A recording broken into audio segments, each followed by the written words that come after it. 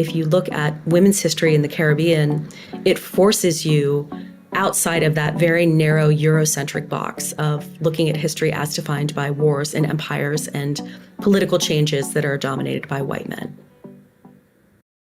Welcome to Whispers of the Past, a podcast that takes you on a journey through history, told through the voices often left in the dark. Here we stand at the crossroad of historical storytelling and women's history, shedding a light on St. Eustatius from a perspective rarely explored. Our goal is to approach history through a different kind of lens. We'll use the concept of a canon. A canon is a structured chronological walk through history that lets us trace each step in order it happened, revealing how one event flows into the next.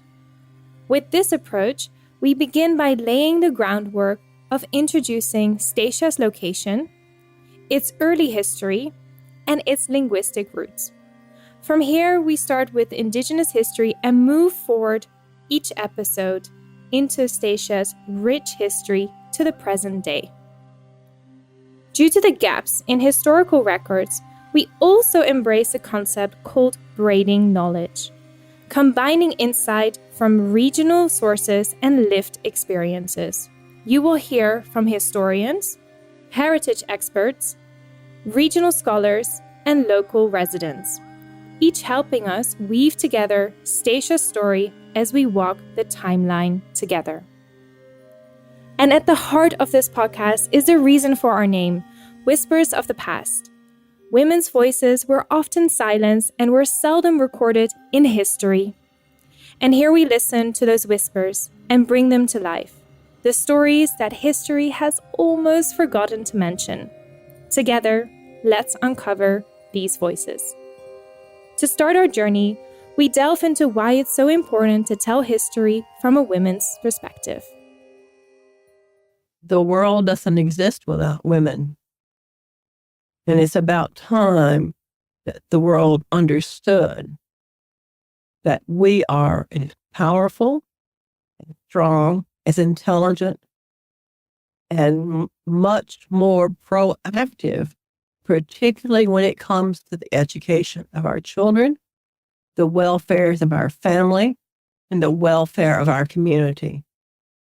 Those are things women have always stood for and stood up for. A woman should have the exact same opportunities as a man, and she should be given the same right and privileges. Ms. Soutekouw, a local resident of St. Eustatius and one of the founders of the Island Center of Archaeological Research, reminds us of the essential strength and role women have played in shaping society. Reflecting on women's contribution in the past does more than show us where we've been. It also illuminates the path ahead. Historian Dr. Anishanslin will take us deeper into this idea, explaining how a greater understanding of women's role throughout history helps us shift our perspective into the present. I think that a greater contemporary understanding of the richness of women's roles in the past allows us to really appreciate and justify a richness of women's roles in the present. I think that one of the key reasons we need to look at women in the past is to empower women in the present and the future. Because if we think of the past, for example, as a place where women were never politically important, it makes it a lot easier for a patriarchal society to argue that they should continue to remain unimportant. You can pick pretty much any area of human life and think about the fact that women traditionally have done it all. They've been doctors, they've been rulers, they've been diplomats, they've been merchants, they've been makers of beautiful and utilitarian things. And to think that they have only traditionally been wives and mothers is something that I think has led to a lot of assumptions about what women can and should do that has led to some a distinct lack of empowerment. And also to recognize the fact that being a wife and a mother is also a job, right? And that it's something that is labor, and that for far too often in Western capitalist society, it's not valued because it's not commodified in the same way that other labor is. Dr. Anishanslin points out that assumptions about women's roles have long shaped what we think women can or should do today. This also speaks to the importance of telling a full history. Dr. Anishanslin continues sharing how women's histories often bring new overlooked layers to our understanding of the Caribbean. That history begins with European contact and settlement in the Caribbean. We know that's false and does severe injustice to the many indigenous people who lived in the Caribbean before Europeans made contact and then settled there. So I think it's parallel to what happens with women's history in general. If you look at women's history in the Caribbean, it forces you outside of that very narrow Eurocentric box of looking at history as defined by wars, empires, and political changes that are dominated by white men.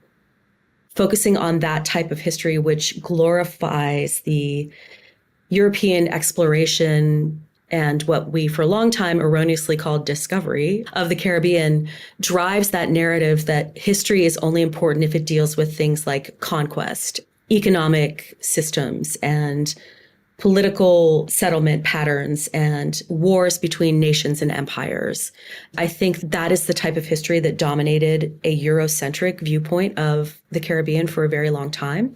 And if you put women's history into that picture, it reminds you, first of all, that there is a history that is outside of the existence of empires deciding that they want to nominally say this island now belongs to another empire rather than the previous one, et cetera. And St. Eustatius obviously is in many ways one of the best examples in the Caribbean of that, since it changed hands among empires so many times. And I think also it's a good reminder that there is a really crucial human history of indigenous and enslaved people whose lives are not defined so much by big imperial structural changes like war and transfer of deeds, et cetera, but defined by things like raising children and caring for people. So histories of medicine, histories of family, cultural history. You can learn a lot about people in their past by looking at what they choose to eat over time and how that changes and how it stays the same. There is an emotional valence to something like food history, right? A lot of people will have a very emotional response to a food that they associate with their childhood, or a very emotional response to a food that reminds them of their cultural heritage.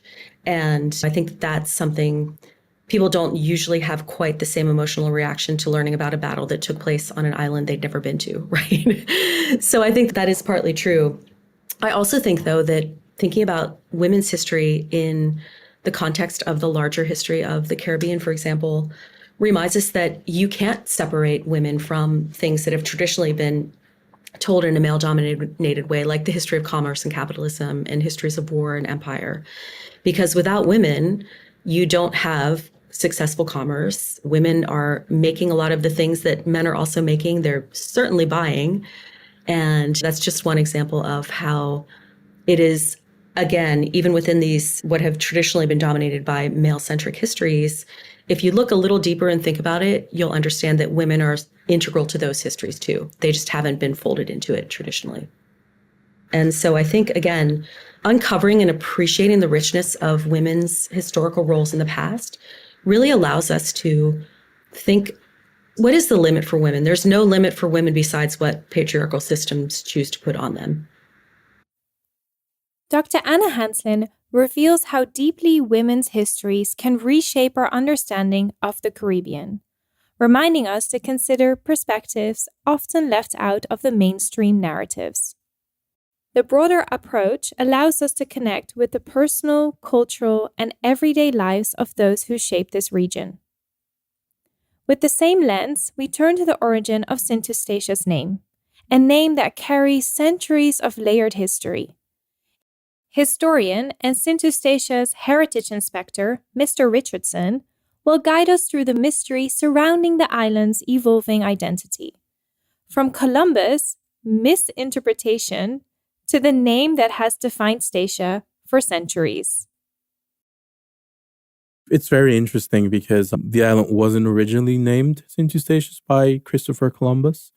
When he was actually sailing through the Caribbean in his so-called age of rediscovery, let me just call it that, rediscovery, because there are already people living here. One of the interesting things is in 1493, I think it was his third voyage, actually, he sailed by St. Eustatius and he named the island Santa Maria de la Nieve, which is English for Saint Mary of the Snow. Why would he name it that? But that's what he called the island, Saint Mary of the Snow. It's quite interesting because I have looked through many records in different countries, especially the ones from Columbus in his journal. I think it's a huge mystery because why would he name the island Saint Mary of the Snow? But then it goes back to his journals and that while traveling, he thought the island was covered in snow. He thought the quill was covered in snow because it was all white, according to his description, not in clouds, but the top of the mountain was white. That made me think of transforming into today. If I'm on a ship in 1493, never seeing a volcano with ash before, could he have mistaken volcanic ash on the quill at that time for an eruption that happened maybe a few centuries earlier or 1,000 years earlier? And when you look at all the layers of soil, especially at the airport area, because I'm not an archaeologist, I'm an historian, so it makes me wonder, could those two things, have coincided with each other? And then fast forward in around 1523, Francis Drake, who starts using Statia, he picks up from a French missionary. We found out that the island's indigenous name was Aloe. And then you're going down the line, the island is still being referred to as Statia or Estacia. Still no saint in front of it. And the name that Columbus gave the island eventually ended up going to Nevis. So that's where Neve got its name from. And then we're stuck with Stacia or Eustatius for a very long time, and or/Aloe on many old Spanish maps that you see in Spain or in Columbus's old ship logs of his journey, his journals. But anyway, after the British or the English at the time, then it disappears and then it reappears as Santa Anastasia. Again, where did that one come from? It's not labeled. And then Santa Anastasia is dropped, and then there's Saint Eustatius. And what's interesting about our name is that most Caribbean islands, even like St. Martin, has St. Martin's Day on November 11th, which is actually the day of the saint.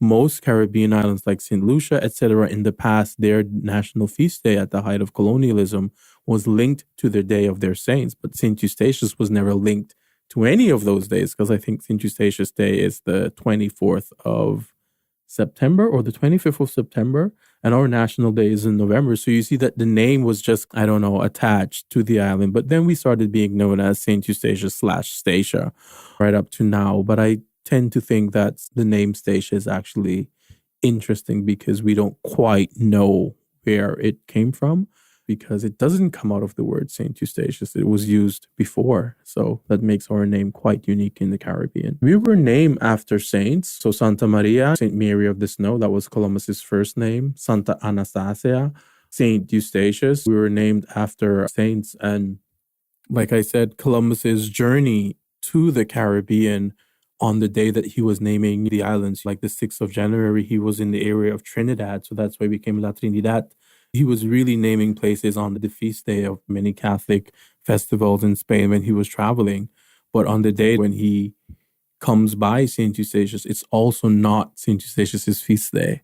So it's a whole mystery of who really gave us this St. Eustatius name. But eventually it stuck, and it's quite unique because it's quite long. From the layers of history embedded in St. Eustatius' name, we turn now to the island's physical presence, its geography, and location within the Caribbean. To help us understand how St. Eustatius' unique landscape has shaped its history, we welcome Dr. Stelton, an archaeologist who has worked extensively on Statia. Statia is basically located right in the middle of a cluster of islands in the Lesser Antillean, the arc of Lesser Antillean Islands, basically in the northeastern Caribbean. It's a very interesting location because it is very close to, to a lot of other islands, right? We're a stone's throw away from Ceiba, from St. Martin, from Anguilla, from St. Bart's, from St. Kitts and Nevis, and even Antigua is not that far, Being part of this close-knit cluster of islands, St. Eustatius occupies a prime location for both cultural and economic exchange. Its proximity to these neighboring islands has long influenced its identity, impacting everything from trade routes to cultural connections over the centuries. In the 18th century, it became such an important trading hub. In the 1970s and 1980s, a large oil transshipment facility was set up there. And both of those reasons are very similar because St. Eustatius is located at what is called a point of minimal deviation. And that means that it is very close to the location where a lot of shipping routes intersect. And what that means is that if you are doing business on St. Eustatius, you're very easily accessible from established shipping routes. This strategic location was key not only during the 18th century, when Statia became a bustling trading hub, but also in the 20th century, because of its deep water ports, making it an ideal location for an oil transshipment facility. One of Statia's unique features is its diverse landscape. Statia has 3 distinct regions. We have the towering Quill, the volcano, which dominates the southern skyline, the rugged northern hills, and then the relatively flat plains that lies in between. This very terrain has a profound influence how the island's history and settlement have evolved over time, shaping both its natural beauty and its story. But how did the unique landscape come to be? And what role did the volcanic activity play in forming the island's distinct regions? Quite a bit of geological and volcanological research has been done on Statia, especially by Rubel and Smith back in the early 2000s. They figured out that Statia originally consisted of the Northern Hills. That's an extinct volcanic cluster that formed probably between 1 and 2 million years ago. It is still relatively young, geologically speaking. That was the original Statia. There was nothing else around it. It was just that. Now, what happened sometime between 40 and 50,000 years ago, according to volcanologists, is that the Quill started forming. That starts forming as a submarine volcano. That submarine volcano grows and keeps growing. It breaks the surface and it forms a separate island. So there was a period of time, several tens of thousands of years ago, when there was 2 Statias. There was one in the north and one in the south that was to become the Quill. And then eventually the Quill, after several periods of volcanic activity, it grew into what it is now. And at some point it connected the northern and the southern and became one. For such a small island, it has a few very distinct regions. You go up into the Quill and you hike inside the crater, and it's a completely different world. I really like that you have these places, even though it's such a small island and you're always around people, there's ways to escape it. The unique formation of St. Eustatius tells us a story both above and below the surface. Initially, Statia was a single landmass. But tens of thousands of years ago, a new volcanic event began shaping the southern part of the island. The Quill. Our volcano emerged from the sea as a separate island, eventually connecting the northern hills to create Statia as we know it today. Together, these distinct regions offer incredible diversity. Beneath the waves, St. Eustatius has its own dramatic landscape, sitting on a shallow submarine bank shared with St. Kitts and Nevis. The water around the island ranges from only 40 to 60 meters deep, but venturing further out and the seafloor drops off sharply. The underwater topography mirrors the island's striking surface feature, especially around the Quill, where the terrain rises up from the depths, creating a dramatic spectacle both above and below. But it's not only the island's physical features that have evolved over time. Its history of changing hands between colonial powers has left a unique mark on Statia's identity, even down to the names of the mountains, bays, and landmarks. Dr. Stelton will explain to us how these shifting names tell a story of their own, reflecting the island's complex colonial past and its blend of languages and culture. This is also an interesting kind of thing about Statia's history, how certain place names have been corrupted over the years. So the island changed hands 22 times in about 180 years between the Dutch, British, and French throughout the colonial period. So what happens is that initially the Dutch, they name certain geographical features such as bays, mountains, and roads even, and things like that. And the French come in and they give their own spin on that. Yeah. And then the British come in and they do the same thing. And then the Dutch come in. So all of these names are a very interesting mix. So the Dutch, they initially named the quill, which they called the Vuurberg, the fire mountain. That was the kind of the term in the 17th century for a volcano. They initially called it the Kuil. So the crater was called the Kuil, which means the pit, right? The pit of the mountain. And when the British at some point took over, they thought, oh, that's a quill, right? So they just corrupted that into quill, basically, the way that they could pronounce it. You see on some old maps, you'll see the name Kuil, and then again, it changes a few years later to quill. And that's the name that has stuck. There's numerous examples like that. For example, the bay where the oil terminal is located, where you have the long jetty going out, that used to be Tommelendijk, that was the Dutch name. And the British, they call it Tumbledown Dick. I don't know which one is first, actually. They sound very alike, so one must have been derived from the other, I would say. As St. Eustatius has changed hands and names over centuries, the landscape itself was also transforming, shaped by both natural forces and human impact. From the island's lush tropical forests to the limited freshwater resources, Statia presented a unique set of challenges for those who settled here. Dr. Stelton explains how these environmental factors not only influenced daily life, but also dictated the way in which people adapted to the land. So if you would be sailing by St. Eustatius 500-600 years ago, it would be a very different island from what it is now, and from what it was maybe 200 years after. Because the island initially was probably covered in a very thick tropical forest, and that has been almost completely cut away, mainly in the early period of colonization, just to make room for sugarcane and other cash crops. Humans have had a significant impact on the vegetation. There is still a little bit of native vegetation that is preserved, especially on the crater rim. But I guess the terrain impacted the humans a lot more.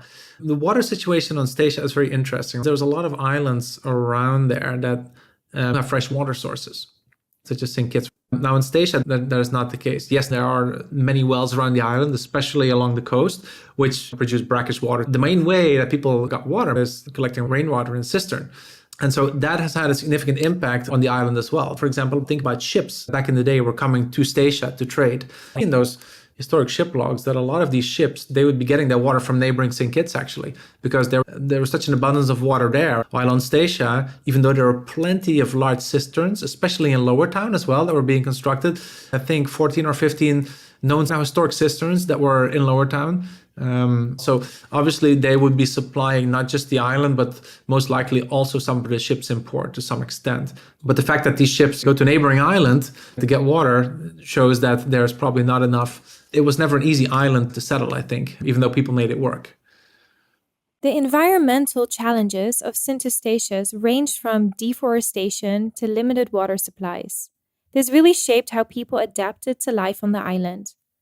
Yet, the social landscape was also evolving, especially as colonial powers competed for the control of this small, but yet strategic island. With each shift in power, a blend of culture and languages emerged, leaving a mark on the community. Dr. Stelton explores how these colonial transitions shaped the linguistic and cultural identity of Statia, a legacy that endures to this day. With the island being conquered several times by the British and then the French and then the Dutch again, the British, etc., etc., you would expect that there would be like at least a bit of a mix or different languages on the island historically as well. But what's interesting is that even though for most of its colonial period history, Statia has been Dutch, especially the last 208 years, it's been Dutch continuously. And Dutch is the official language and the language in government, right? But on the street, like there's not a whole lot of people who speak Dutch, right? And even the ones who do know how to speak Dutch, they usually speak English anyway, because that's the general language on the island, right? And I think that partly has to do with the fact that, of course, the island changed hands so many times over the years. Back in the day, a lot of people were trading with the British colonies, such as St. Kitts and Antigua. But also nowadays, a lot of station people, they have their family on those islands, especially in places like St. Kitts, for example. And so obviously as a former British colony and part of the English Caribbean, they speak English. So I think all those reasons combined make it so that officially the language on Statia is Dutch, but in reality, everybody just speaks English. As Dr. Stelton has explained, Sint Eustatius was a cultural crossroad, its identity shaped by the repeated shift in colonial rule. But unlike many European powers of the time, the Dutch colonial approach was notably different. See, for the Dutch, colonies were often established not to spread Dutch culture or religion, but to create trading hubs. This emphasis on commerce rather than cultural assimilation meant that the Dutch allowed diversity of influence to thrive. Focusing more on economic opportunity than enforcing a singular national identity, this approach left a lasting legacy on Sint Eustatius, creating a cultural fabric that blended regional and European influence in both visible and subtle ways. In the public sphere, we see the Dutch influence in the official language and governmental structures, yet everyday life on Sint Eustatius reflects a multilingual and multicultural blend, shaped by the practical need to trade and communicate across colonial lines. Even religion was often secondary to trade interest, allowing the Dutch to form unique alliances and networks within the Caribbean. Dr. Morsink, an archaeologist with over 2 decades of experience in the Caribbean, including Sint Eustatius, explains how the Dutch prioritized trade over cultural dominance. And this influenced not just the language, but the very foundation of the society on the island, impacting its economic systems, cultural practices, and even its social structures in ways that are still very evident today. Yeah, I think that the colonial effort by the Netherlands is very different from other countries like Spain, France, or England. The Dutch emphasis was always on trade. The Dutch were targeting these relatively small islands. Other countries were really establishing new portions of their country elsewhere. So they wanted to engage with these larger islands. They wanted to incorporate that into their territory. The background of the colonial effort, I think, for the Dutch was very different from these other European powers. For example, you can see in Suriname, but also in Statia, that you have one of the earliest synagogues there, because these other countries were really Catholic, or the Church of England, and they were really establishing the countries as well as the religion.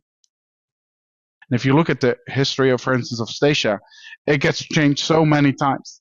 And it's because the Dutch want to set up this trade network on this tax-free harbor, but the French and the English are fighting their own fights right in the middle of that. But the Dutch are just like, let's keep trading. It didn't matter that much what kind of religion or background you were, as long as you were trading and making money, the Dutch were happy. For instance, the French are very proud of their own culture and their language. And if you're establishing these other islands as part of your country, then you do a lot of effort about cultural education, cultural recordation. And I think you can still see that the French islands are very French at the same time as they are Caribbean, but they're very French. And everything is French, and there's a lot of emphasis on culture. There's a lot of emphasis on education, which also means that a lot of things are just written down and more recorded. Where if your main emphasis is on trade and your governors are more focused on ensuring that there's money to be made than establishing this hallmark of Dutch quote-unquote culture somewhere else, then there is less reason to educate people locally. There's less emphasis on that. There's also less emphasis on recordation, because you're trying not to establish a hallmark of Dutch culture, but you're establishing trade posts to make money. The Dutch approach to colonialism left a distinct mark on Statia, creating an island of unique cultural dynamics. Unlike other European powers, the Dutch prioritized trade, allowing a blend of influence to flourish. The result was a trading hub, which created a fusion of languages and cultures, shaped over centuries of exchange with neighbors near and far. But what of the island's culture itself? The island's heritage inspector, Mr. Richardson, reflects on Statia's culture, the everyday customs, language, and memories that have lived on through its people. The culture on Sint Eustatius I would describe as almost being phoenix-like. I think it's a culture that continuously evolves, continuously changes, but I think there's still a lot of things rooted in the colonial past. But there's also a lot of things that people are not yet aware of, that a lot of the things people do, the way people speak, the way people pronounce things, is a lot of things came out of Africa. You know, it's like the enslaved ancestors may not have been able to travel with their belongings, but they did travel with memory, and memory is very strong. That's how we as people, we learn things through memory. And of course, out of the memory of the enslaved ancestors, many of those things became Statia's culture. So I think Statia's culture is a kind of unawareingly doing stuff that we can't explain, or we do not know where it comes from because it wasn't properly studied. As we bring our episode to a close, we stand on the threshold of Statia's rich, layered history. A history that pulses with resilience, transformation, and the power of memory. From colonial shifts to deep cultural exchanges, the island's story is one of constant reinvention that reflects both its struggles and triumphs. These stories are more than just marks left by empires. They are also the subtle, profound contribution of women who have built, preserved, and nourished life here. Their voices, their whispers, that history has almost forgotten, they call to us, urging us to see the island not just as a relic of past empires, but as a living canvas where women, families, and traditions have left its mark. Thank you for beginning this journey with us. In our walk forward, we look back to the indigenous communities of Statia, and we meet the women whose wisdom, strength, and leadership were woven deeply into their communities. These were the first voices of the land, who set the stage for all that was to come.